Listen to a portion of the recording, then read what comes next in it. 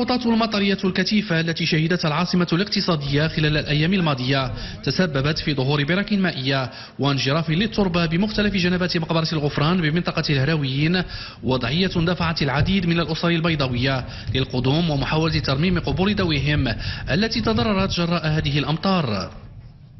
جينا هنا دابا الغفران لقينا القبور كاين اللي هابط، كاين اللي داير عليه الماء، كاين اللي مقلوب كاع ما بقاش.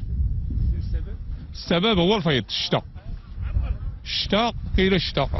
ها هو شتونا تنشوفوا كل شيء بعينيكم. هاد الضايا خويا كانت جاتنا في 2010، من 2010 ما بقيناش شفناها حيت امطار ما كانت قليله، وامطار دابا امطار الخير تبارك الله. دابا مع سميتو عمرت هاد الضايا. هاد الارض فلاحيه كتحرث، هاد العام كانت محروته، هاد العام تحرثت ودفنوا القبوره، يعني الارض طيبه بالحرث. هاد القبور اللي كيهبطوا السبب ديالهم ان هاد المكان الارضيه ديالو هشه، وفجاه هاد الامطار كتلاحظوا الاماكن الاخرى ما اثرش فيها، ولكن هاد البلاصه اثر فيها. علاش؟ لان المكان الارضيه ديالو هشه.